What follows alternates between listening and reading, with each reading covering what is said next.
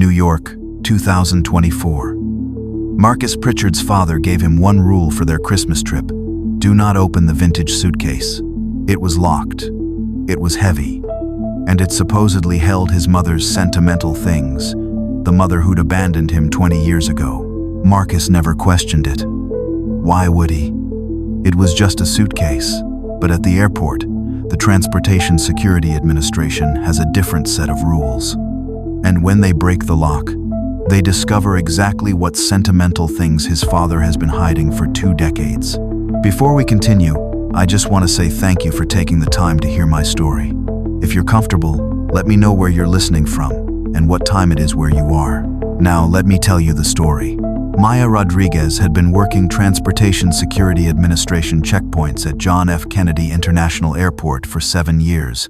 She had seen everything: drugs and baby formula, weapons and laptops, cash sewn into clothing. Nothing surprised her anymore, until the vintage suitcase. It came through on the conveyor belt at 6:47 in the morning. Brown leather, brass corners, the kind people bought at estate sales and antique shops, the kind that screamed, "I'm interesting and well-traveled." The passenger was a young man, mixed race, early 20s. He wore a college hoodie and headphones. He looked tired, like he had been up all night. Just another student traveling home for the holidays. Maya watched the suitcase enter the scanner. The new 3-dimensional imaging system was incredible. It created a rotating image of everything inside a bag. You could see layers, depth, density. The suitcase appeared on her screen. Maya leaned forward. The image was wrong. The density was wrong. There was something in there that was not clothes, something that had mass, structure. The 3-dimensional image rotated and Maya's breath caught. It was a human shape. Not exactly, not perfectly, but the general outline was there. A torso, arms, legs, a head, all compressed and folded but unmistakably human in proportion. Maya hit the alert button. Her supervisor, Derek, came over immediately. He leaned over her shoulder. "What have you got?" Maya pointed at the screen. "Look at this density reading. And the shape." Derek studied the image. His face went pale. "Is that?" "I think so." Derek squinted at the monitor. "You sure it is not a mannequin? People travel with weird stuff. Look at the bone density. That is not plastic." Derek picked up his radio. He spoke into it quickly. "We need a supervisor to checkpoint 3. Possible contraband. And call airport police." The young man was still standing at the end of the conveyor belt, waiting patiently, checking his phone. He had no idea his suitcase was still in the scanner. Airport police arrived within 3 minutes. 2 officers. Both looked skeptical. The first officer, Martinez, did not bother hiding his doubt. Transportation Security Administration thinks there is something in a suitcase?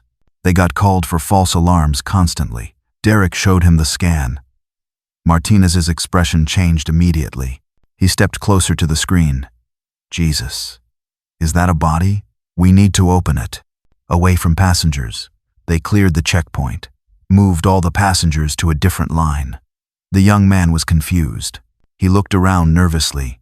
"Is something wrong with my bag?" Martinez's hand moved to his weapon instinctively. "Step over here, sir. Now." They brought him and the suitcase to a private screening room. Maya, Derek, Martinez, and another officer named Lily Chen. The young man stood nervously. His hands were shaking. Martinez positioned himself between the door and the suspect. "What is your name?" "Marcus. Marcus Pritchard." "Look, if there is a problem with the lock," Martinez cut him off. "Whose suitcase is this?" "My dad's. Well, technically it was my mom's, but my dad asked me to bring it to him." Martinez and Lily exchanged glances. His story was already complicated. Martinez crossed his arms. "Where is your father?" "Tampa. He is visiting my aunt for Christmas. I am supposed to meet him there." Martinez stepped forward. "Put your hands on the table. Spread your fingers." Marcus's eyes widened. "What? Why?" "Do it. Now." Marcus complied, looking scared. Lily put on gloves and laid the suitcase flat on the inspection table. Old leather, brass latches, No Transportation Security Administration lock. Lily examined the latches closely. Do you have the key? No. My dad said it is locked, and I should not try to open it. Martinez's tone was accusatory. Why would your father give you a locked suitcase? He said it has some of my mom's old things, sentimental stuff. He did not want them damaged. Martinez moved closer. Where is your mother? Marcus shifted uncomfortably. She left when I was 4. My dad said she ran off with someone. I never saw her again. Maya felt her stomach drop. Left when he was 4. That would be around 2004, 20 years ago. Lily returned with bolt cutters. She held them up. Stepped back from the table. Marcus's voice rose in panic. Wait, you are going to break it? My dad is going to be pissed. Step back. Marcus moved to the corner of the room. Martinez positioned his hand near his weapon. Standard procedure when opening unknown containers. Lily cut through the first latch. Snap, then the second. Snap. Martinez looked at Marcus. His expression was hard, suspicious. Last chance. Tell us what is in here. Marcus's voice cracked. I do not know. I swear. My dad just asked me to bring it. Martinez opened the suitcase. The smell hit them first. Not decay, not rot. Something else. Chemical, preservative, and underneath it, something biological that had been sealed away for 2 decades. Inside the suitcase was a black woman, or what was left of her, mummified, compressed, folded into an impossible position. Her skin was leather. Her clothes were from another era, early 2000s style. Her face was turned toward them, eyes gone, mouth open. Marcus stumbled backward. What the fuck? What the fuck is that? Maya caught him before he fell. Martinez immediately grabbed Marcus's arm, spinning him around. He yanked Marcus's arms behind him. Hands behind your back. Now. Marcus struggled. Wait, I did not. Martinez forced Marcus's arms together and snapped the cuffs on. Hands behind your back. Marcus was hyperventilating. I did not know. I swear to God I did not know. Martinez began reading from memory. You have the right to remain silent. Anything you say can and will be used against you in a court of law. Marcus bent over. Is that a person? Is that a dead person? Oh my God. He vomited on the floor. Martinez did not let go of his arm. Lily was already on her radio. She spoke rapidly into it. We need detectives at John F. Kennedy International Airport. Terminal 4. We have a body and a suspect in custody. Marcus lifted his head. I am not a suspect. I just brought the suitcase like my dad asked. Martinez pushed Marcus toward a chair. Sit down. Do not move. Do not say anything. Marcus dropped into the chair. He was shaking violently, tears streaming down his face. Please. I did not do anything. I just brought the suitcase. Martinez stood over him. Save it for the detectives. Detective Sarah Kim arrived at John F. Kennedy International Airport 30 minutes later with her partner, Detective James Wright. They had been briefed on the drive. Body in a suitcase, young man in custody, claims he did not know. They examined the body first. The medical examiner, Dr. Patel, was already on scene. She looked up from her examination. Female. Black. Dead approximately 15 to 25 years based on preservation. Cause of death unclear without autopsy, but there is bruising on the neck consistent with strangulation. Sarah studied the suitcase, the brass latches, the leather interior. How was the body preserved this well? Dr. Patel pointed to the body cavity. Chemical preservation. I am detecting formaldehyde. Someone knew what they were doing. James was looking at airport records on his phone. He scrolled through the information. The suspect is Marcus Pritchard, 22. New York University student, flying to Tampa to meet his father. Father's name is Gerald Pritchard. Sarah looked up sharply. The father is already in Tampa? James nodded. Yeah, flew out yesterday. Marcus was supposed to bring this suitcase to him. Sarah and James exchanged looks. Sarah closed her notebook.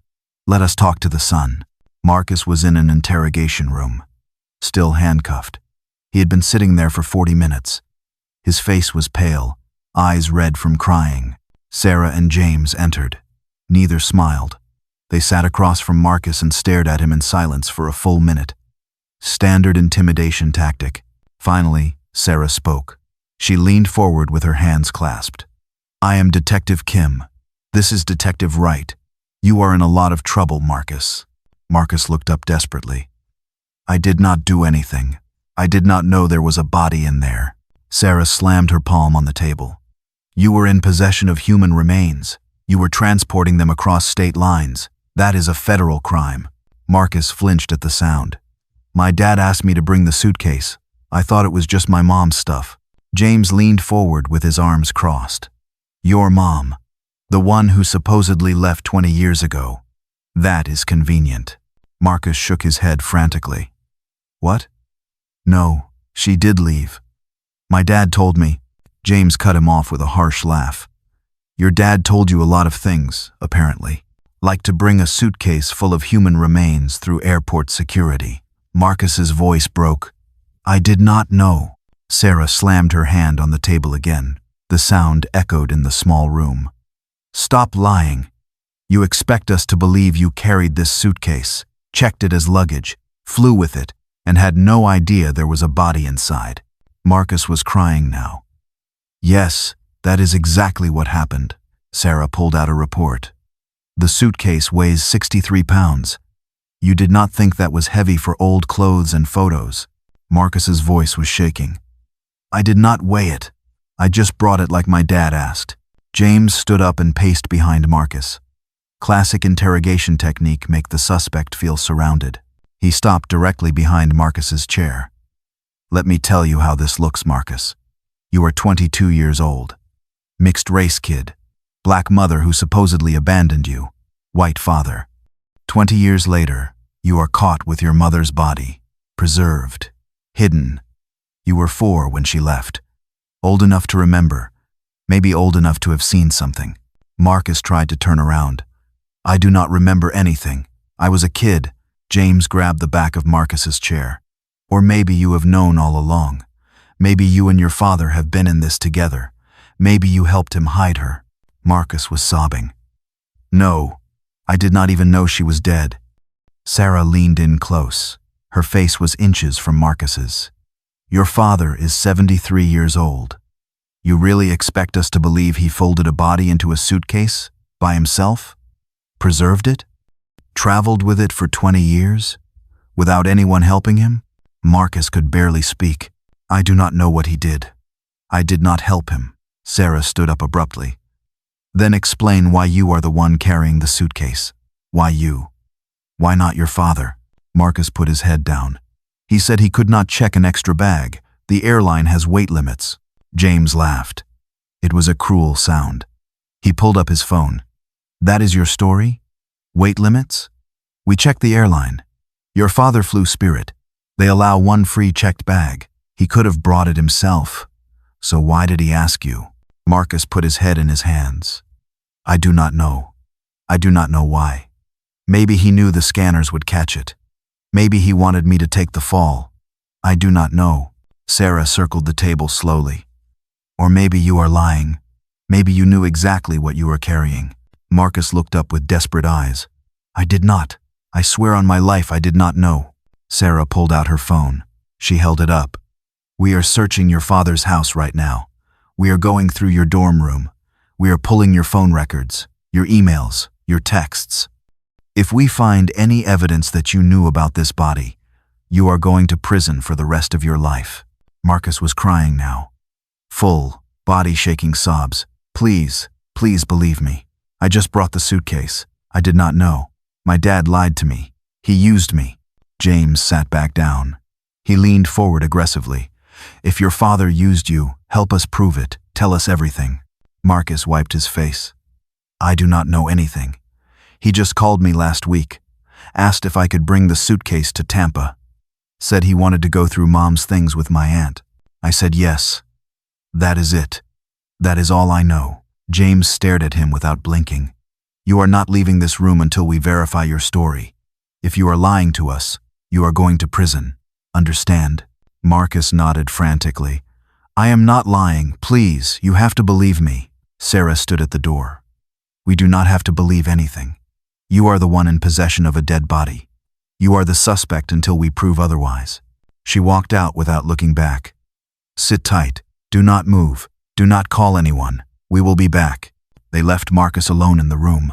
He put his head on the table and sobbed. James pulled out his notebook. Mixed-race kid, black mom, white dad.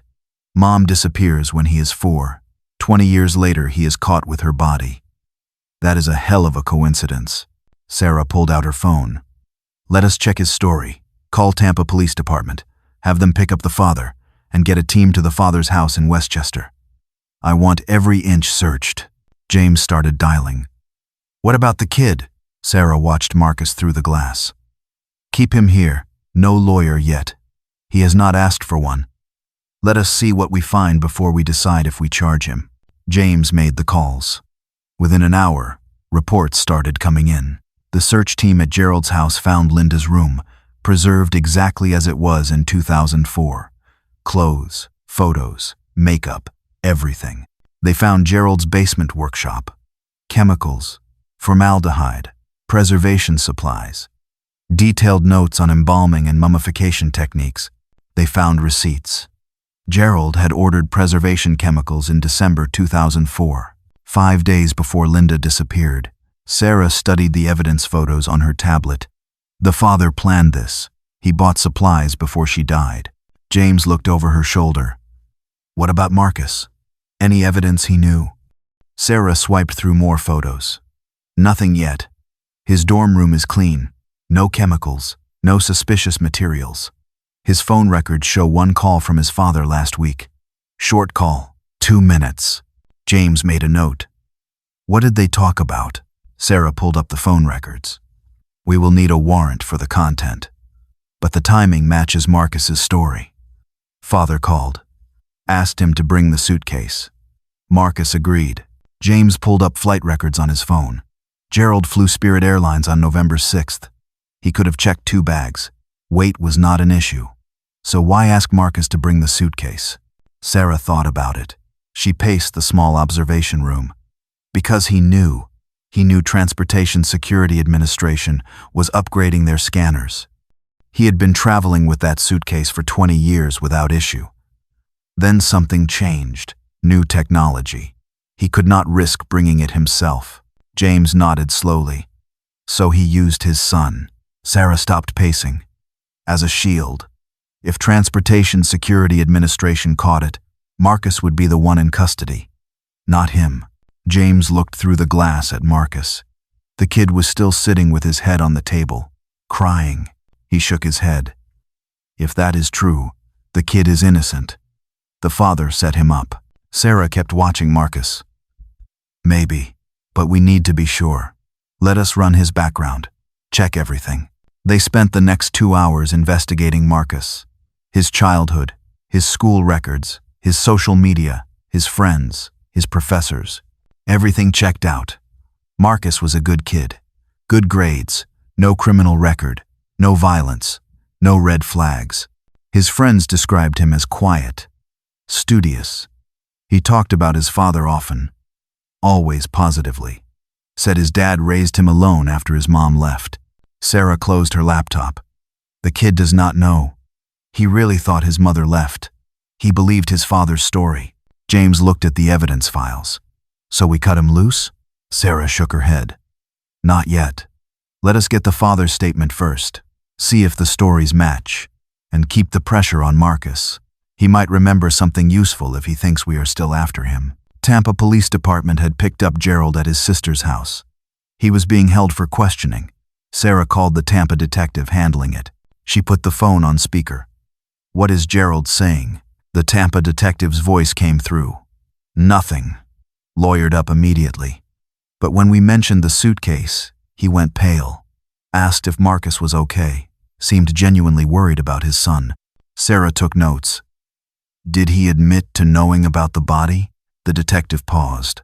Not directly, but his lawyer knows we have him. They are probably going to work out a plea. Sarah ended the call. She looked at James. Gerald is protecting himself, but he is worried about Marcus. A father who loves his son does not do that if the son is guilty. James stood up. So we let Marcus go? Sarah walked toward the door. After one more round, I want to make sure his story holds up. And I want him to know we are watching him. Gerald Pritchard sat in an interrogation room at Tampa Police Department. His lawyer, John Brennan, sat beside him.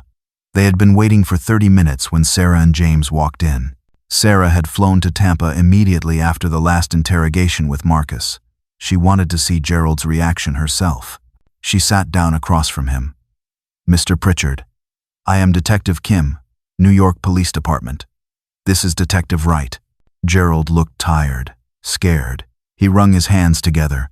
Is Marcus all right? Please tell me he is okay. Sarah opened her notebook slowly. Marcus is fine. He is cooperating with our investigation. Gerald closed his eyes. Relief washed over his face. Thank God. I was so worried. When I heard what happened at the airport, Sarah cut him off. You were worried we would find out what you did.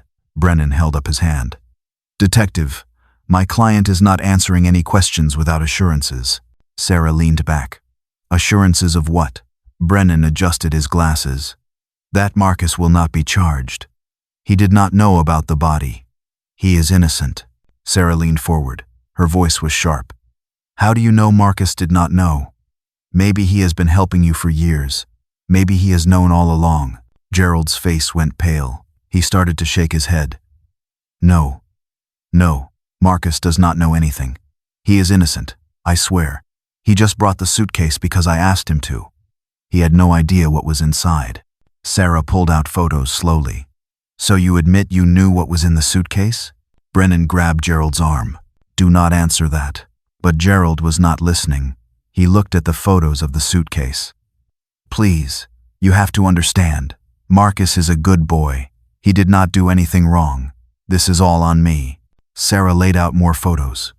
The suitcase, the body, the preservation chemicals. Tell me about Linda. Gerald stared at the photos. Tears filled his eyes. He touched one gently. That is my wife, Linda. Sarah made a note. The wife who supposedly left you in 2004? Gerald nodded slowly. Yes.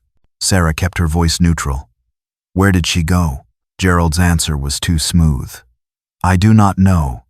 She said she was unhappy. She wrote a note. She left. James pulled out more photos.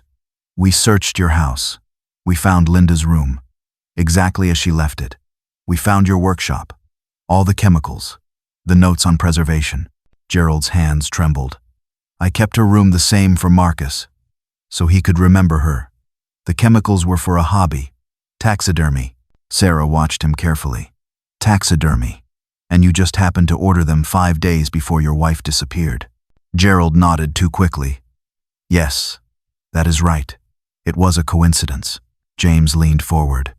A coincidence, just like it is a coincidence that you asked Marcus to bring the suitcase this year, after traveling with it yourself for 20 years. Gerald's voice shook. The airline changed their weight limits. I could not bring it myself. Sarah pulled out the airline policy. Spirit allows one checked bag. You could have brought it. Gerald's story started to crack. I must have misunderstood. I thought Marcus could help. He was flying the same day. Brennan tried to intervene. Detectives, my client has been through a trauma. His wife left him 20 years ago. He has been grieving. Sarah cut him off. Grieving or hiding evidence? Gerald looked at Sarah. His eyes were desperate. Please, I will tell you everything. Just promise me Marcus will not be charged. He is innocent. He is my son. Sarah closed her notebook. We are not promising anything. Marcus is in custody. He was caught with human remains. If you want to help him, you will tell us the truth. All of it. Gerald opened his mouth to speak. Brennan put his hand on Gerald's shoulder. My client is invoking his right to remain silent. Sarah stood up. Fine. But know this, Mr. Pritchard. Right now, Marcus is sitting in an interrogation room thinking his life is over. He is terrified. He thinks he is going to prison. And every minute you stay silent is another minute he suffers.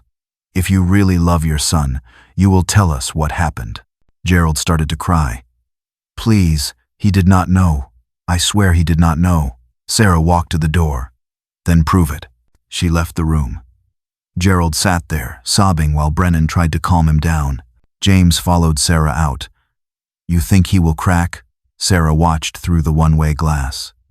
He is scared. He is more worried about Marcus than himself. That tells me Marcus really is innocent. But Gerald is hiding something. We need to keep digging. Sarah and James flew back to New York that evening. Marcus was still at the precinct. He had been there for 16 hours. No food, no sleep, just interrogation and waiting. When they entered the room, Marcus looked up with hollow eyes. Sarah sat down across from him. We spoke with your father.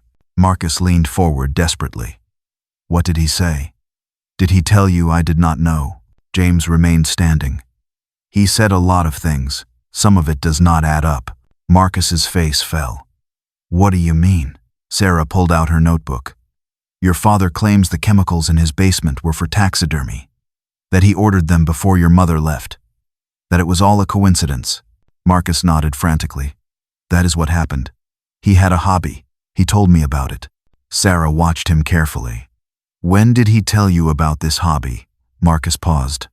I do not remember exactly. When I was younger. James moved behind Marcus. You do not remember. How convenient. Marcus turned in his chair. I was a kid. I did not pay attention to everything he did. Sarah leaned forward. But you remember the suitcase. You remember him telling you never to touch it. You remember it being in his closet your whole life. Marcus turned back to face her. Yes, because he told me it was important. It was Mom's. Sarah pulled out photos of the basement workshop. Did you know your father had all these chemicals? These preservation supplies? These books on embalming? Marcus stared at the photos. No, I never went into that part of the basement. The door was always locked. James crossed his arms. Always locked. But you did laundry in the basement. You never wondered what was behind that door. Marcus put his head in his hands. No, I just thought it was storage. Why would I question it? Sarah slid more photos across the table. Because normal people do not lock rooms in their own house. Normal people do not have preservation chemicals. Normal people do not travel with locked suitcases for 20 years. Marcus looked up, tears streaming down his face. I know that now, but I did not know it then. I was just a kid who trusted his father. James leaned down close to Marcus's ear. Or you were a kid who helped his father hide a body. Marcus stood up suddenly. The chair fell backward. I did not help him. I did not know. Why will you not believe me? Sarah stood up slowly. Sit down, Marcus. Marcus was shaking. No, I am done. Either charge me or let me go. I have been here for 16 hours. I have not eaten. I have not slept. I have answered every question. What more do you want from me? James picked up the chair. We want the truth. Marcus grabbed the chair and sat down hard. I have told you the truth. Over and over. My father asked me to bring a suitcase. I brought it. That is all I know. Sarah sat back down. Her voice was softer now. Marcus, I want to believe you, but you have to understand how this looks. You are the one who was caught with the body. Your father is in Florida, safe. You are here, facing federal charges. If you know something, now is the time to tell us. Marcus wiped his face. I do not know anything. Please, I am begging you. Call my father. Ask him. He will tell you I did not know. Sarah made a note. We did call your father. And you know what he said? He refused to answer questions. He lawyered up. He is protecting himself. Marcus. Not you. Marcus's face crumpled. No, he would not do that. He loves me. James sat down. Does he? Because a father who loves his son does not use him to transport a body. A father who loves his son does not let him take the fall for murder. Marcus put his head on the table. His voice was muffled. This is not happening. This cannot be happening. Sarah stood up. It is happening, and right now you are the only one we can charge. Your father is refusing to cooperate, which means you are going to take the blame for this, unless you help us. Marcus lifted his head. Help you how? I do not know anything. Sarah walked to the door. Then you better start remembering. Because right now, you are looking at life in prison for your father's crime. She left the room. James followed. Marcus sat alone in the interrogation room. He had never felt more terrified in his life. Sarah was reviewing evidence files at her desk when her phone rang. It was the Tampa detective. She answered quickly. "What have you got?" The detective's voice was excited. "Gerald Pritchard's lawyer just left. We have Gerald in a holding cell, and you are not going to believe what he did." Sarah grabbed a pen. "What?" the detective continued. "About an hour after you left, Gerald asked to make a phone call. Said he needed to call his sister. We let him. Standard procedure. But here is the thing, he was not calling his sister." Sarah sat up straighter. Who was he calling? The Tampa detective paused for effect. "Marcus." He called Marcus's cell phone. The call did not go through because Marcus's phone is in evidence. But Gerald left a voicemail. Sarah felt her pulse quicken. What did he say? The detective played the recording. Gerald's voice came through the speaker, shaky and desperate. Gerald's voice trembled. "Marcus, son, if you get this, I am so sorry. I never meant for this to happen. I need you to listen carefully. The police are going to ask you questions. Do not tell them anything about the basement. Do not tell them about the times I traveled. Just say you did not know. Say I asked you to bring the suitcase, and you did not question it. That is all you need to say. I am trying to protect you, son. I love you. Please trust me." The recording ended. Sarah was already standing. That is obstruction. He is trying to coach Marcus. He is admitting he knows something. The Tampa detective agreed. Exactly. And there is more. After he left the voicemail, he made another call. This one went through. To his sister Carol. Sarah grabbed her jacket. What did he say to her? The detective played another recording. Gerald's voice was more controlled now. Gerald spoke quickly. "Carol, it is Gerald. Listen, the police are asking questions about Linda, about the suitcase. I need you to tell them something if they ask. Tell them I have been bringing that suitcase to your house for years, that it is normal, that you have seen it many times. Can you do that for me?" Carol's voice came through, confused. "Gerald, what is going on? Why would I lie to the police?" Gerald's voice rose. "I am not asking you to lie. I am asking you to remember. You have seen the suitcase. Just tell them that." Carol sounded upset. "I have never seen any suitcase, Gerald. What is happening? Is Marcus okay?" Gerald started to panic. "Marcus is fine. Just forget I called. I have to go." The call ended. Sarah was already grabbing her keys. He is trying to manufacture evidence. He is trying to get his sister to lie for him. This is witness tampering. The Tampa detective spoke quickly. "We arrested him for obstruction and witness tampering. He is being extradited to New York tomorrow. But here is the best part. When we went to arrest him, he panicked. Started saying it was all a mistake, that he was just trying to protect Marcus." Sarah headed for the door. "Protect him from what? If Marcus is innocent, there is nothing to protect him from." The detective's voice carried a smile. "Exactly what I said." Gerald realized his mistake. Started backtracking. Said he meant protect him from the stress, from the media. But it was too late. He already showed his hand. Sarah was almost running now. Gerald knows Marcus is innocent. He has known all along. He used his son as a shield, and now he is trying to cover it up. She burst into the observation room where James was watching Marcus. James looked up. "What happened?" Sarah was breathing hard. Gerald slipped. He made phone calls, tried to coach Marcus, tried to get his sister to lie. He is panicking because he knows we are closing in. James stood up. "So Marcus really is innocent." Sarah watched Marcus through the glass. The kid was sitting with his head down, looking defeated. She nodded slowly. "Yeah, he really is. Gerald used him. And now we can prove it." James grabbed his jacket. "What do we tell Marcus?" Sarah headed for the interrogation room door. "We tell him the truth. That his father is a liar. That he tried to manipulate evidence. That Marcus has been telling the truth all along." She opened the door and walked in. Marcus looked up, his eyes filled with fear. Sarah sat down across from him. Her voice was different now, softer. "Marcus, we need to talk. Your father just made a big mistake." Marcus looked up slowly. His face was swollen from crying. "What mistake?" Sarah pulled out her phone and placed it on the table. "Your father tried to call you. When that did not work, he called his sister. He tried to coach you on what to say. He tried to get his sister to lie for him." Marcus stared at the phone. "I do not understand." James sat down next to Sarah.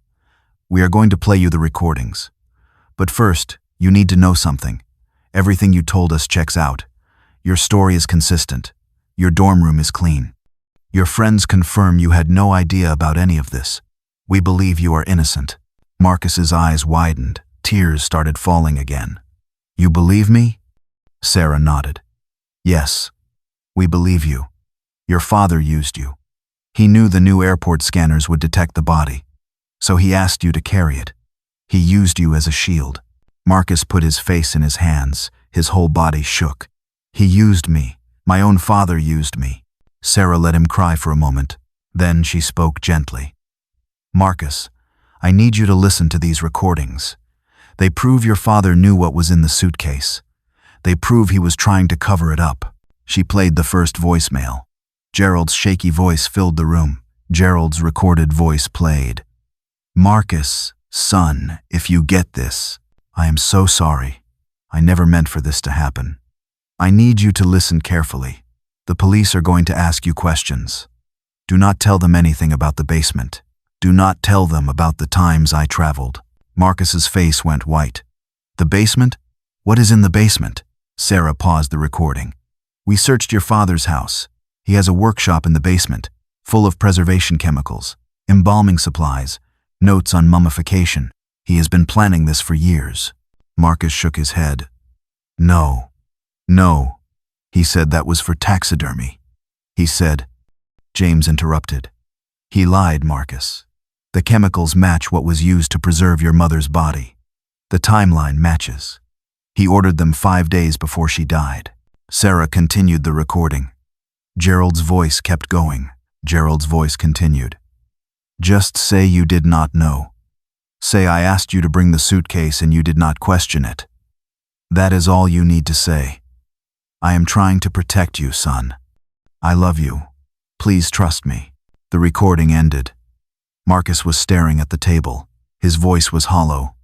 "Protect me," he said, "protect me. But from what? If I did not know, why would I need protection?" Sarah leaned forward. "Because he knows you are innocent. He knows he put you in this position, and now he is trying to manipulate the evidence to make sure his story holds up." James played the second recording, Gerald's call to his sister Carol. Gerald's recorded voice came through again. "Carol, it is Gerald. Listen, the police are asking questions about Linda, about the suitcase. I need you to tell them something if they ask. Tell them I have been bringing that suitcase to your house for years, that it is normal." Marcus listened to the entire conversation. When it ended, he looked up at Sarah. He tried to get Aunt Carol to lie. Sarah nodded. "Yes. He is trying to manufacture evidence, trying to make it seem like the suitcase was just a normal thing, but his sister said she had never seen it." Marcus's voice was shaking. "So he has been lying about everything the whole time." James pulled out more evidence files.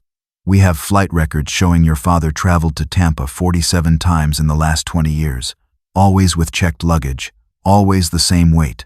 He has been traveling with your mother's body this entire time." Marcus stood up suddenly. He started pacing. 47 times.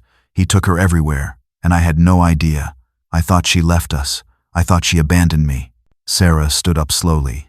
"She did not abandon you, Marcus. She was murdered, and your father has been hiding it for 20 years.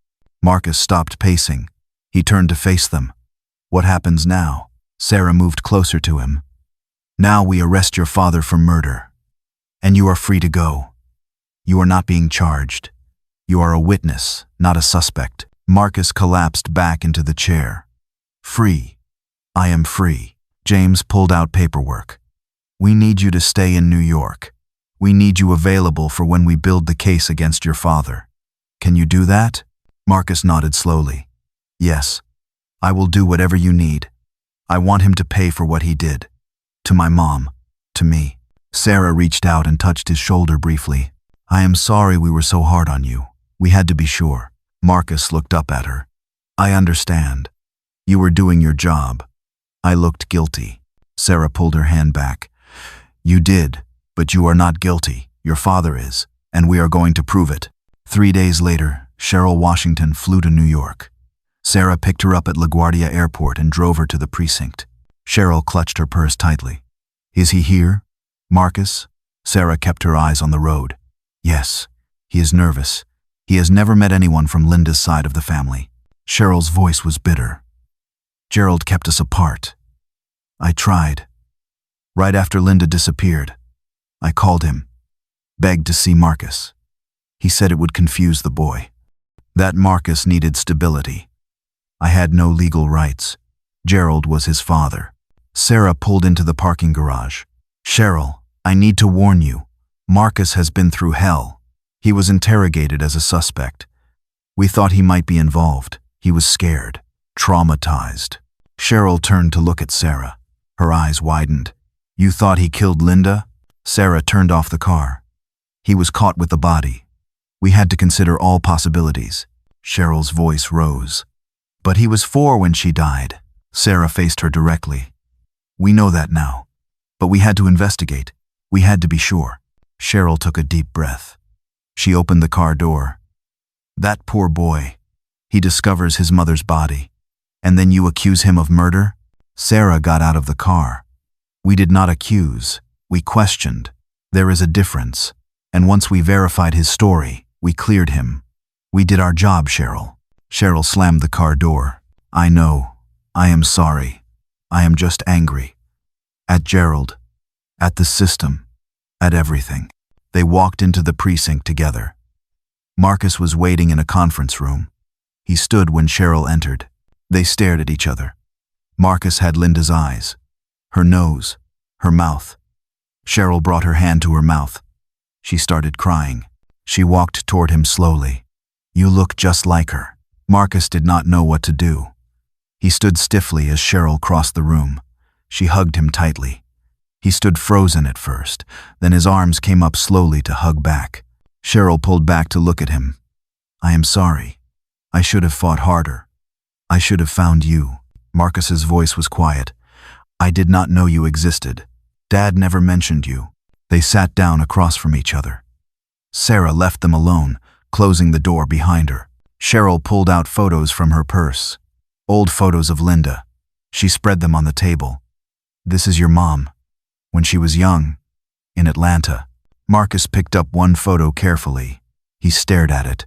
Linda was smiling, full of life. She is beautiful. Cheryl touched another photo gently. She was. And she loved you so much. When you were born, she called me crying. Happy tears. She said you were perfect. Marcus set the photo down. His hand was shaking. Dad said she left because she did not want to be a mom anymore. Cheryl's face hardened. She shook her head firmly. That is a lie. Linda would never have left you. She was planning to take you with her. Marcus looked up sharply. Take me where? Cheryl leaned forward. Away from Gerald. She was going to divorce him. Come back to Atlanta. She had it all planned. Marcus felt like he had been punched. He put his hand on his chest. When did you last talk to her? Cheryl pulled out her phone. She scrolled through old calendar entries. November 2004. She said she had been saving money secretly. That she was leaving after Christmas. She wanted one more holiday as a family before everything changed. For you. Marcus's voice broke. What happened? Cheryl set down her phone. She disappeared December 18th. 1 week before Christmas. Gerald called me the next day. Said Linda did not come home. That she had left him. I knew it was a lie. I drove to New York immediately. Went to the police. Marcus leaned forward. Did they believe you? Cheryl's voice was bitter. She clenched her fists. No, the detective said Linda was an adult who could leave if she wanted. He said maybe she wanted a fresh start. He basically told me to stop bothering him. I called every week for months. They did nothing. Marcus put his head in his hands. The police here thought I killed her. Did you know that? They interrogated me for 16 hours. Said I was lying, that I knew about the body, that I helped him. Cheryl reached across and grabbed his hand. But they cleared you. They know you are innocent. Marcus looked up. Only after my dad slipped up. If he had not tried to manipulate evidence, they might still think I did it. I was terrified. I kept telling them I did not know. For hours they did not believe me. Cheryl squeezed his hand tighter. I am so sorry. You have been through so much. Marcus pulled his hand back. He wiped his face. The detective, Detective Kim, she was so harsh. She accused me of helping him hide the body. She said maybe I had known all along. I was just a kid when Mom died. How could I have helped? Cheryl moved her chair closer to him. She was doing her job. I know it does not feel like it, but she was trying to find the truth. Marcus stood up and walked to the window. It felt like she wanted to arrest me, like she had already decided I was guilty. Cheryl stood and followed him. But she did not arrest you. She kept investigating. She found the truth. That is what matters. Marcus turned around. Tears were streaming down his face. I carried her. I carried my mom through the airport. I put her in the overhead bin, like luggage, and I had no idea. Cheryl pulled him into another hug. You did not know. Gerald used you. He is the monster, not you. Marcus hugged her back tightly. I keep thinking, what if Transportation Security Administration had not found her? What if I had delivered the suitcase to him in Tampa? I would have been helping him hide what he did. I would have been part of it. Cheryl held him while he cried. But that did not happen. She was found. The truth came out. And now Gerald is going to pay. Marcus pulled back. He wiped his face. Detective Kim said I have to testify. Against him. Cheryl looked at him seriously. Will you? Marcus nodded. His jaw was set. Yes. He does not get to lie anymore. Not about Mom. Not about anything. Gerald Pritchard was extradited to New York 2 days later. Sarah and James were waiting at the precinct when he arrived. Gerald was brought into the interrogation room in handcuffs. He looked broken. Prison transport had aged him. His hair was messier. His eyes were red. Sarah sat down across from him. She placed a folder on the table. Mr. Pritchard, we have a lot to talk about. Gerald's new lawyer, Robert Brennan, sat beside him. He opened his briefcase. My client is willing to cooperate, but we need assurances about Marcus. James remained standing by the door. Marcus has been cleared. He is not being charged with anything. He is a witness. Gerald's whole body sagged with relief. He put his face in his hands. Thank God, thank God. Sarah opened the folder. We have the recordings, Mr. Pritchard. The phone calls you made, trying to coach Marcus, trying to get your sister to lie. You showed your hand. Gerald looked up slowly. I was just trying to protect him. Sarah pulled out photos. Protect him from what?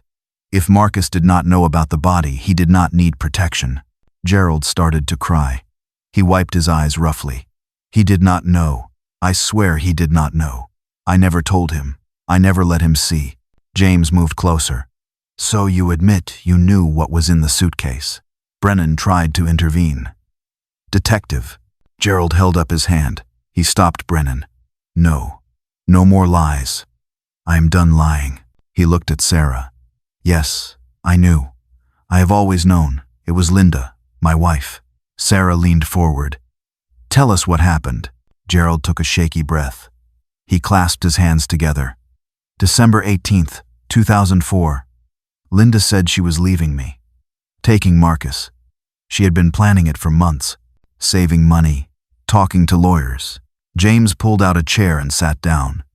What did you do? Gerald's voice broke. I panicked. I grabbed her. We fought. She was by the kitchen counter. I had my hands on her throat. I just wanted her to stop talking, to stop saying she was leaving. But I squeezed too hard. She stopped moving. Sarah made notes. What happened next? Gerald wiped his face. I checked for a pulse. She was gone. I had killed my wife, the mother of my son. I did not know what to do. James pulled out receipts. You ordered preservation chemicals 5 days before this happened. Gerald looked at the receipts. He nodded slowly. Yes, I did. Sarah's voice was sharp. So you planned it. You knew you were going to kill her. Gerald shook his head frantically. No, I ordered those for my taxidermy hobby. I really did. But when Linda died, I remembered I had them, and I used them. James crossed his arms. Walk us through it. What did you do after she died? Gerald's hands were shaking.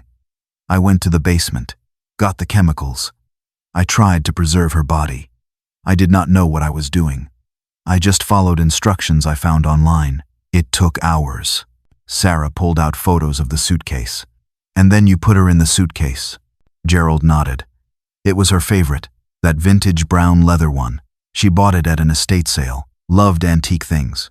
I thought if I had to hide her, at least she would be in something she loved. James leaned forward. And you reported her missing. Gerald looked down. The next day, I told the police she did not come home, that she had been talking about leaving. They believed me. They barely investigated. Sarah pulled out the police report from 2004. You filed a theft report. Said she stole $2,000. Gerald closed his eyes. That was the rent money. I needed a reason for why she would run away. So I said she stole it. Made it look like she was a thief. James stood up and paced. And you have been traveling with her body for 20 years. 47 trips. Always with the same suitcase. Gerald was crying openly now. I could not let her go. I know it is sick. I know it is wrong. But I loved her. Even after death, I wanted her with me. Sarah's voice was cold. That is not love. That is possession. Gerald put his head on the table. I know. James stopped pacing. Why did you ask Marcus to bring the suitcase this year? After 20 years of bringing it yourself? Gerald lifted his head. The airlines upgraded their scanners. I read about it online. New 3-dimensional imaging. I was afraid they would see what was inside. So I asked Marcus. I thought if anyone got caught, it would be him, not me. Sarah stood up abruptly. You used your own son as a shield. Gerald was sobbing. I am sorry. I am so sorry. I never meant for him to get hurt. When I heard they arrested him, I almost confessed right then. But my lawyer said to wait, to see what evidence they had. James moved to stand over Gerald. And then you tried to manipulate the investigation. Called Marcus. Called your sister. Tried to coach witnesses. Gerald nodded. I panicked. I thought if I could just control the story, Marcus would be okay. I did not think about how it would look. Sarah gathered her files. You destroyed your son's life. He spent 16 hours thinking he was going to prison for your crime. He was terrified. He thought we were going to charge him with murder. Gerald looked up desperately. Is he okay? Sarah cut him off. No, you cannot see him. Marcus does not want to see you. Gerald's face crumpled. Please, he is my son. I love him. James opened the door. You do not get to claim love. Not after what you did. Gerald Pritchard, you are under arrest for the murder of Linda Pritchard in the 1st degree. Sarah added. Abuse of a corpse, tampering with evidence, obstruction of justice, and child endangerment. Brennan closed his briefcase. We will plead guilty to 2nd-degree murder in exchange for dropping the child endangerment charge. Sarah shook her head. No deals. This goes to trial, and Marcus is going to testify against you. Gerald started to shake. No, please, do not make him do that. Sarah walked to the door. You should have thought about that before you used him. Over the next 3 months, Assistant District Attorney Rachel Foster worked with Marcus to prepare his testimony. They met twice a week in her office at the District Attorney building. Rachel sat across from Marcus with a legal pad. The defense is going to attack your credibility. They are going to suggest you knew about the body all along, that you are only testifying to save yourself. Marcus shifted in his chair. But I was cleared. The police investigated and cleared me. Rachel made notes. I know. But Brennan will try to plant doubt. He will ask why you did not question the weight of the suitcase, why you did not ask to see what was inside, why you so easily agreed to transport it. Marcus looked down at his hands. Because I trusted my father. I did not think he would lie to me. Rachel looked up from her notes. That is what you need to say. But Brennan will twist it. He will make it sound naive, suspicious. Marcus met her eyes. So, what do I do? Rachel set down her pen. Tell the truth. Stay calm. Do not get defensive. And remember, the jury will see you as a victim too. Your father used you, manipulated you, made you complicit without your knowledge. That is powerful. They practiced for hours. Rachel played Brennan. She asked aggressive questions, tried to rattle Marcus, make him angry. She stood and walked around him like Brennan would. You carried your mother's body through the airport. You put her on a plane. You brought her through security. And you expect this jury to believe you had no idea? Marcus kept his voice steady. I did not know. Rachel leaned on the table. You did not question the weight? A suitcase heavy enough to contain a human body? Marcus maintained eye contact. I did not weigh it. I just brought it like my father asked. Rachel straightened. How convenient. Your father is accused of murder. And suddenly, you remember nothing. You question nothing. You are the perfect, innocent son. Marcus's jaw clenched, but he stayed calm. He took a breath. I am not perfect. I am just telling the truth. Rachel sat back down. She smiled slightly. Good. That is good. Do not let him make you angry. Stay composed. Between sessions with Rachel, Marcus met with a therapist. Dr. Lisa Chen specialized in trauma. She helped Marcus process everything that had happened. Dr. Chen sat in her comfortable chair. How are you sleeping? Marcus was on the couch across from her. Not great. I have nightmares.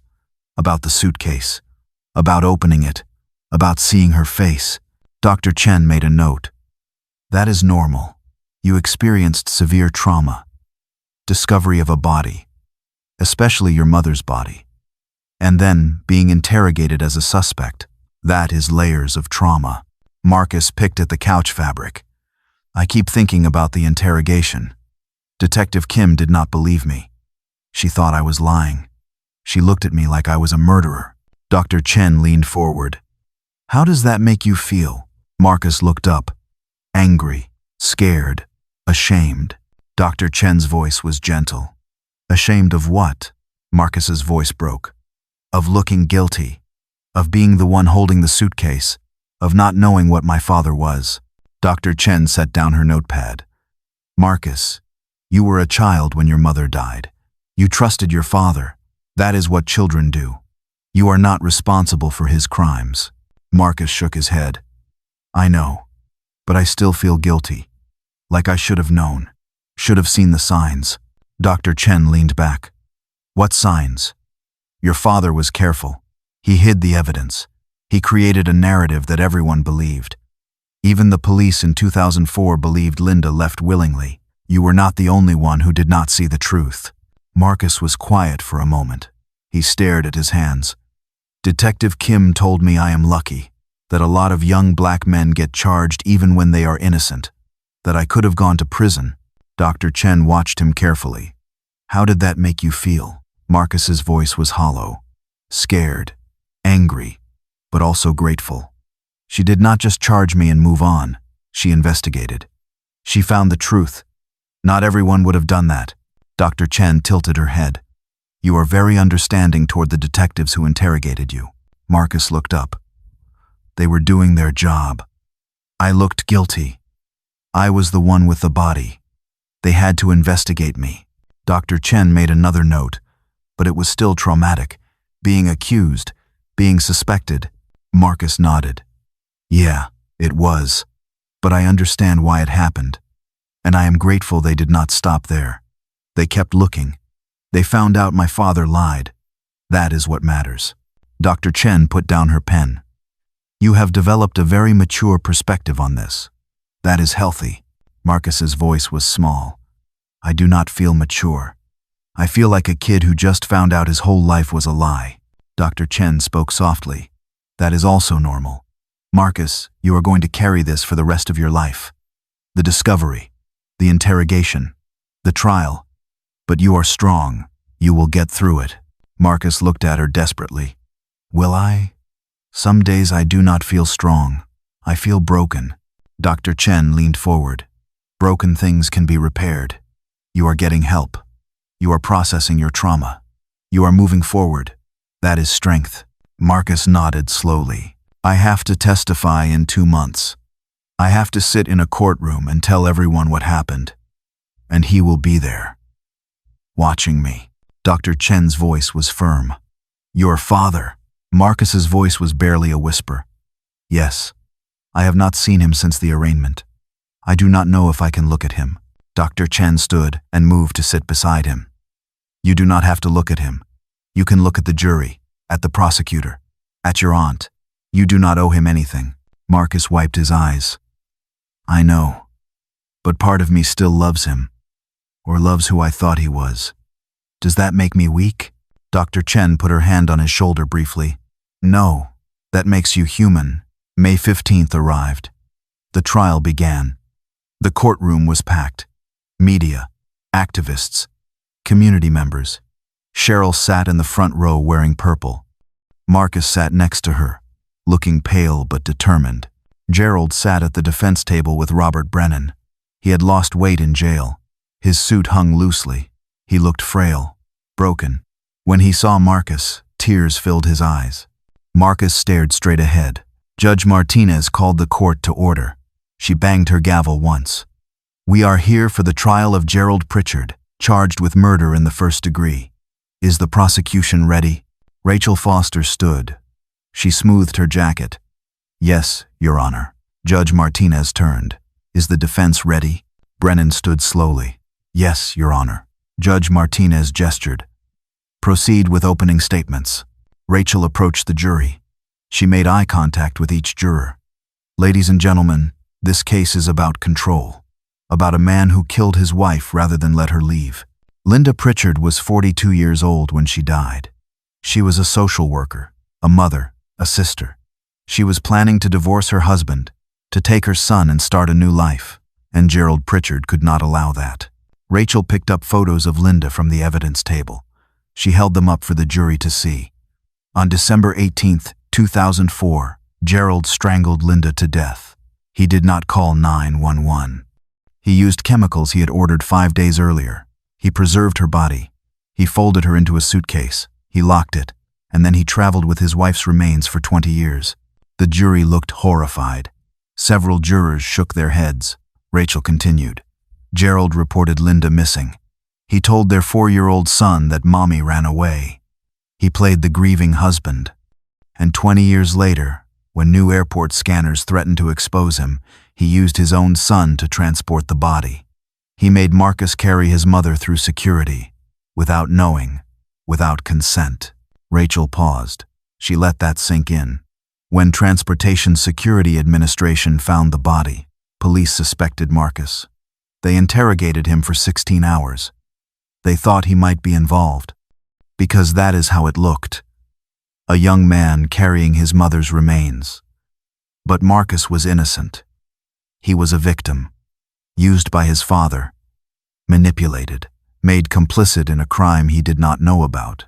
She turned to the jury. You will hear from Marcus, a young man brave enough to testify against his own father. You will hear about Gerald's planning, his lies, his abuse, and you will see that this was not an accident. This was murder. Rachel sat down. Brennan stood for the defense. He buttoned his jacket. Ladies and gentlemen, my client made terrible choices, but this was not first-degree murder. It was a tragedy that spiraled out of control. Gerald and Linda argued. Linda said she was leaving. Gerald panicked. He grabbed her, not to hurt her, just to make her stay. But the situation escalated. Brennan walked toward the jury. He gestured as he spoke. What Gerald did after Linda died was wrong. He preserved her body. He kept her for 20 years. He involved his son. These are serious crimes. But they do not prove premeditated murder. The prosecution will show you receipts for chemicals. They will claim Gerald planned this. But those chemicals were for a hobby. The timing is unfortunate. Coincidental. He faced the jury directly. Gerald Pritchard is guilty of many things, but not first-degree murder. What you will see is a man who lost control, who made terrible decisions. That is tragedy, not murder. He sat down. The prosecution called witnesses over several days. Maya Rodriguez described finding the body. Dr. Patel explained the autopsy findings. Detective Kim testified about the investigation. Then came the moment everyone was waiting for. Rachel stood. She looked at the judge. The prosecution calls Marcus Pritchard. Marcus walked slowly to the witness box. The courtroom was silent. Every eye was on him. He looked at Gerald once. His father was crying. Marcus looked away quickly. The bailiff held out a Bible. "Do you swear to tell the truth, the whole truth, and nothing but the truth?" Marcus placed his hand on the Bible. "I do." He sat down. Rachel approached gently. She gave him an encouraging nod. She began softly. "Marcus, please state your relationship to the defendant." Marcus looked at the jury, not at Gerald. "He is my father, Gerald Pritchard." Rachel moved closer. "And your relationship to the victim?" Marcus's voice cracked. "She was my mother, Linda Pritchard." Rachel pulled out photos. "Did you know your mother?" Marcus shook his head. "No, she died when I was 4. I do not remember her." Rachel placed a photo on the evidence display. "What did your father tell you about your mother?" Marcus's hands gripped the armrests. "That she left us, that she ran away with another man, that she did not want to be a mom anymore." Rachel turned to face him. "Did you believe him?" Marcus looked at her. "Yes, he was my dad. Why would I not believe him?" Rachel pulled up photos on the screen. Gerald and Marcus over the years, birthday parties, graduations, father and son. She pointed to them. "Your father raised you alone." Marcus nodded slowly. "Yes, he worked hard, sent me to college. He was always there for me." Rachel moved to another photo. "Did he talk about your mother?" Marcus's voice was quiet. "Sometimes. He would get sad around Christmas. He kept her room exactly the same. Everything was like she just left." Rachel showed the jury photos of Linda's room, untouched for 20 years. She turned back to Marcus. "Did that seem strange?" Marcus shifted in his seat. "A little. But I thought he was grieving, that he missed her." Rachel approached the witness stand. "Tell the jury about the suitcase. When did you first see it?" Marcus took a breath. "When I was a kid, 7 or 8. It was in my dad's closet. I asked about it. He said it was Mom's, that it had her things. He told me never to touch it." Rachel made a note.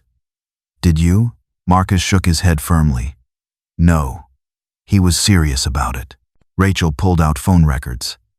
"When did your father ask you to bring the suitcase to Tampa?" Marcus thought back. "Last November, about a week before my flight. He called and said he needed a favor, that he could not check an extra bag. Asked if I could bring Mom's suitcase." Rachel set down the records. "Did you ask why?" Marcus nodded. "Yeah, he said he wanted to go through Mom's things with my aunt. It seemed reasonable." Rachel picked up an evidence bag. "Did you open the suitcase?"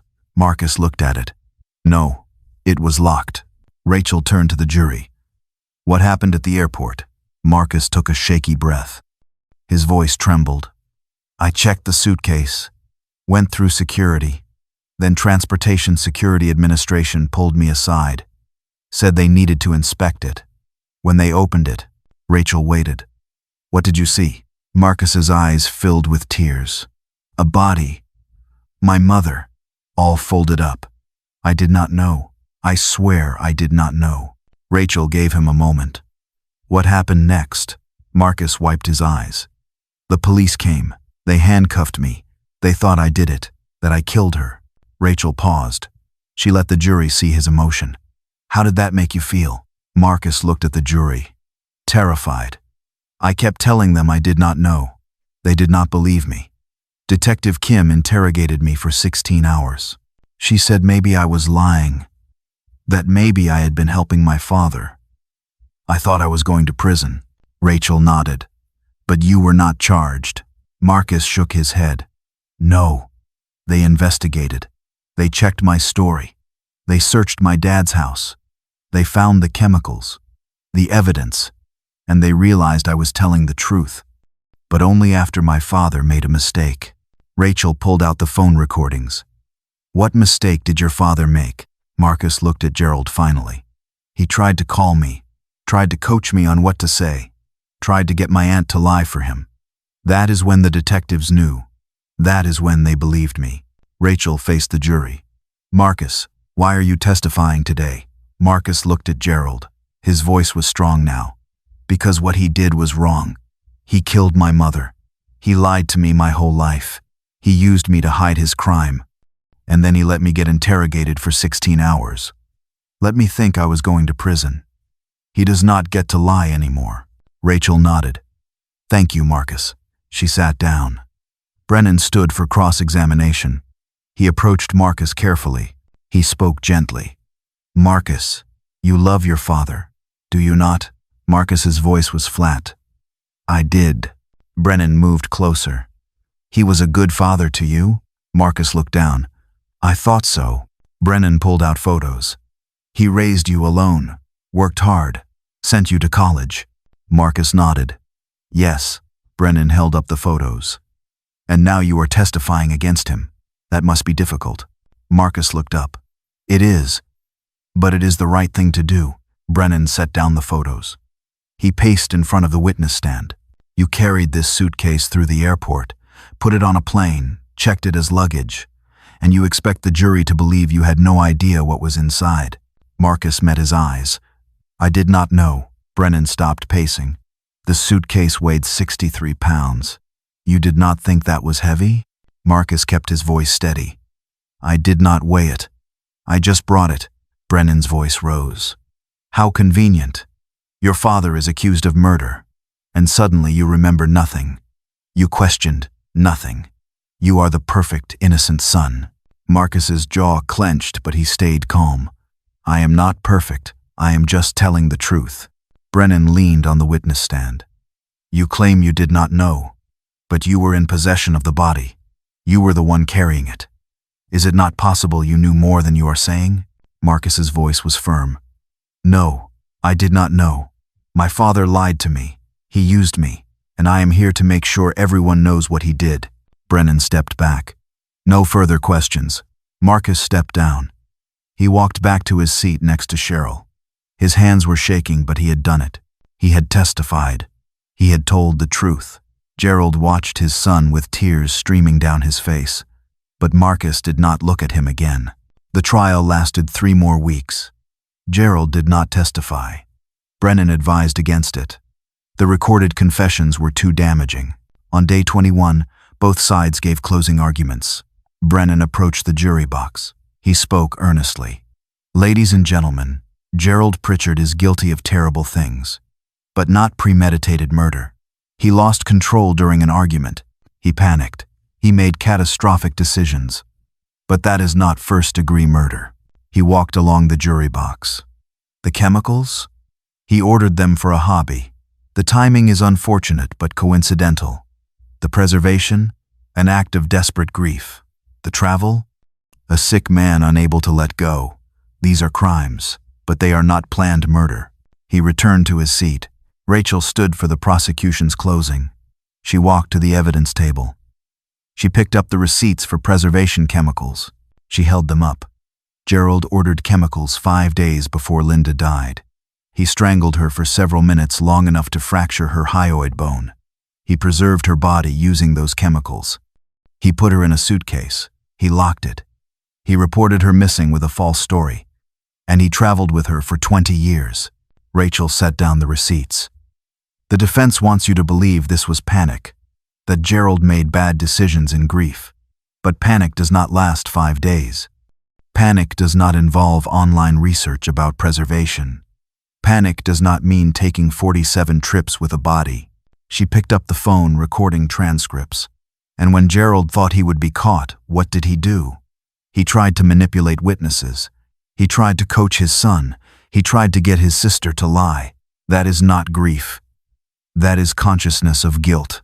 Rachel walked to the jury. Gerald used his own son as a shield. He made Marcus carry his mother's body. When Marcus was arrested, Gerald did not immediately confess. He lawyered up. He protected himself. And only when he tried to manipulate evidence did he show his hand. She paused. You heard Marcus testify. That young man sat in an interrogation room for 16 hours, terrified, thinking he was going to prison for his father's crime. Gerald let that happen, because Gerald valued his own freedom more than his son's innocence. Rachel's voice rose. The defense says this was not premeditated, but planning does not require perfection. It only requires forethought. Gerald ordered chemicals before Linda died. He researched preservation techniques. He created a false narrative. He executed his plan. And he got away with it for 20 years. She walked back to the prosecution table. Gerald Pritchard murdered his wife. He hid her body. He lied to his son. He lied to police. He manipulated evidence. Find him guilty of first-degree murder. The jury deliberated for 9 hours. Sarah, Cheryl, and Marcus waited in the hallway outside the courtroom. Every minute felt like an eternity. Marcus paced back and forth. What if they do not believe me? What if they think I knew? Cheryl grabbed his arm gently. They will believe you. You told the truth. Sarah stood by the window. The evidence is overwhelming. The jury has his confession. They have the phone recordings. They have Dr. Patel's testimony about premeditation. They will convict. Marcus stopped pacing. But what if they do not? James walked up with coffee. He handed one to Sarah. Then we try again, but that is not going to happen. The jury saw you. They saw how scared you were. They know you are innocent. At 7:23 in the evening, the bailiff emerged. He looked at the crowd. We have a verdict.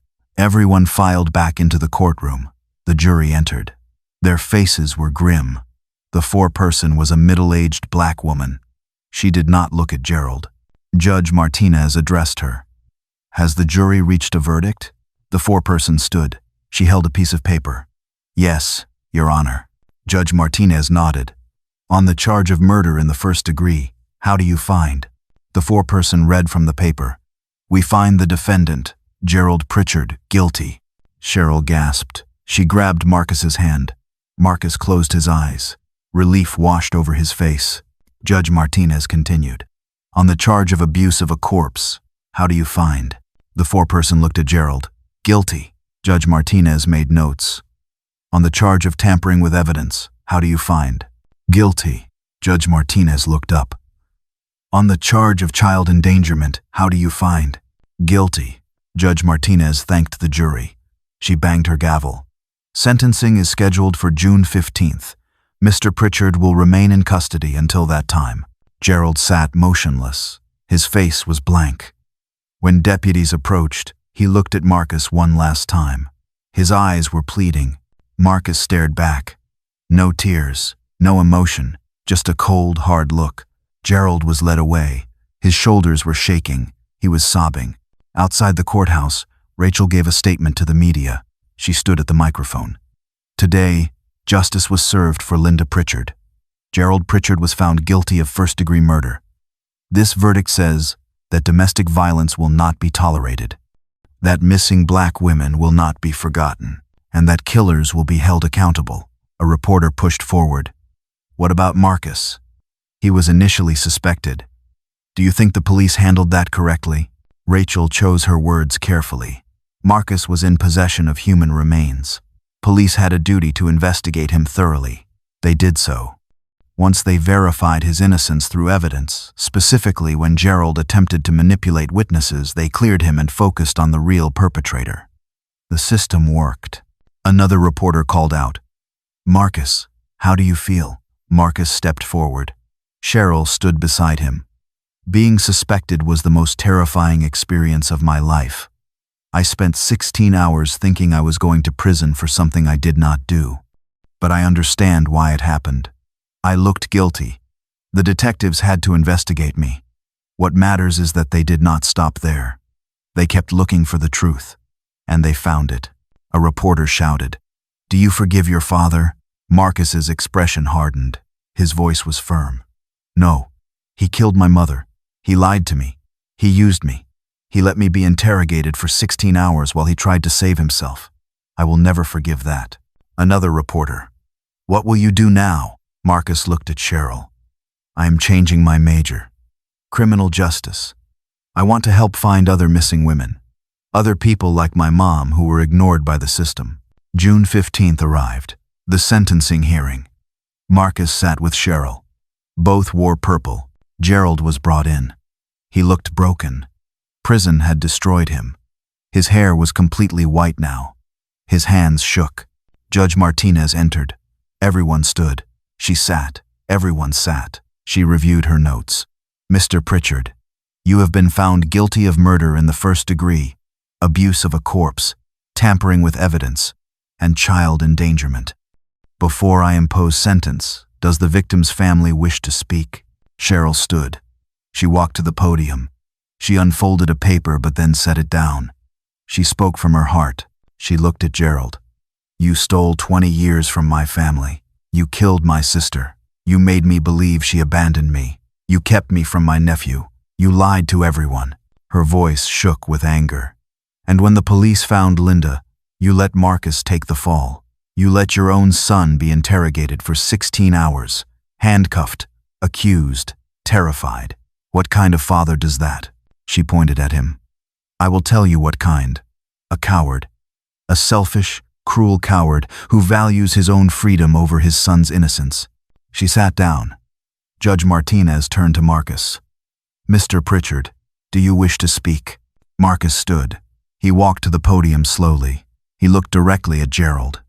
His voice was steady. You were my hero. My whole life. You taught me right from wrong. You taught me to be honest, to work hard, to treat people with respect. And it was all a lie.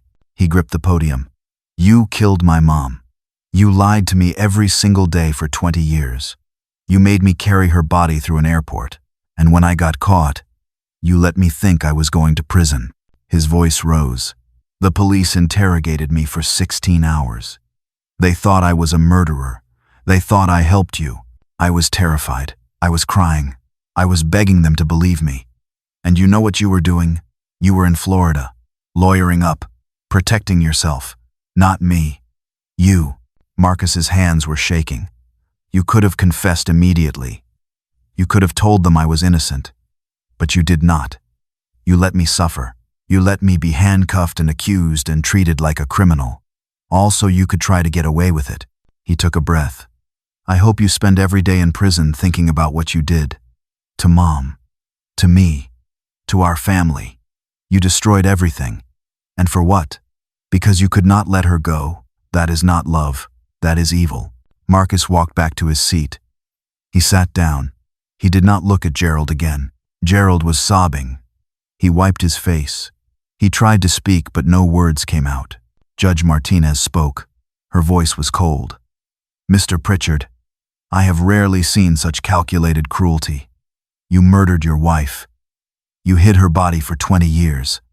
You traveled with her remains 47 times. And when new technology threatened to expose you, you used your son as a shield. She looked at him directly. You made your son carry his mother's body. You let him be arrested. You let him be interrogated for 16 hours. You let him believe he was going to prison. And only when you tried to manipulate evidence did you show any concern for him. That was not love. That was self-preservation. Judge Martinez read from her notes. The law allows for a sentence of 25 years to life for first-degree murder. Given the special circumstances, the premeditation, the prolonged concealment, the abuse, the use of your son, I am imposing the maximum sentence. She looked up. I hereby sentence you to life in prison without the possibility of parole. You will never be free. You will die in prison. And you will spend every remaining day knowing you destroyed your son's life along with your wife's. Gerald's head dropped. Deputies came forward. They helped him stand. He looked at Marcus one last time. His voice was barely a whisper. I am sorry, son. I am so sorry. Marcus stared at him. His voice was cold. You are not my father anymore. You are just the man who killed my mom. Gerald was led away. He was crying so hard he could barely walk. 3 weeks later, Linda was buried in Atlanta, near her parents. The headstone read, Linda, Washington, Pritchard, 1962 to 2004. beloved sister, mother, friend, finally free. Marcus stood at the grave with Cheryl and Sarah. He placed purple flowers on the headstone. "Thank you for believing me." Eventually, Sarah stood beside him. "I am sorry we were so hard on you. We had to be sure." Marcus turned to her. "I understand. You were doing your job. I looked guilty. I was the one with the body. If you had just assumed I was innocent, you would not have been doing your job." Sarah nodded. "Not everyone sees it that way." Marcus looked back at the grave. "I do. You kept investigating even when the obvious answer was right in front of you. That takes integrity." Cheryl put her arm around Marcus. "What will you do now?" Marcus knelt at the grave.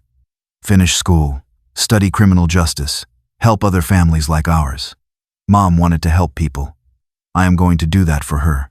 Cheryl knelt beside him. "She would be proud of you." Marcus touched the headstone. "I never got to know you, Mom, but I am going to make sure people remember you, not as a victim, but as someone who deserved better, who fought to be free, who loved me, even though I do not remember." He stood up. "And I am going to make sure other missing women are not forgotten, that other families get answers. Because of you." Sarah watched Marcus and Cheryl leave together. She thought about the case, about the harsh interrogation, about how close they had come to missing the truth if Gerald had not slipped up. They had done their job. They had investigated. They had found the truth. But it had cost Marcus. He had been terrified, suspected, traumatized for 16 hours. That was the reality of justice. Sometimes the innocent suffered too, not because the system was broken, but because finding the truth required investigating everyone, suspecting everyone, until the evidence proved otherwise. Marcus understood that now, but he would carry the scars forever. Sarah got in her car. She pulled out her phone. There were 3 new missing persons cases on her desk, 3 families waiting for answers. She started the car, one case at a time. That is all anyone could do. Linda Pritchard got justice, after 20 years, because a Transportation Security Administration agent saw something, because detectives investigated thoroughly, because a son was brave enough to testify, because a father made a mistake. It was not perfect. The investigation had been harsh. Marcus had suffered, but in the end, the truth came out. And sometimes, that was enough. The end. Thank you for watching.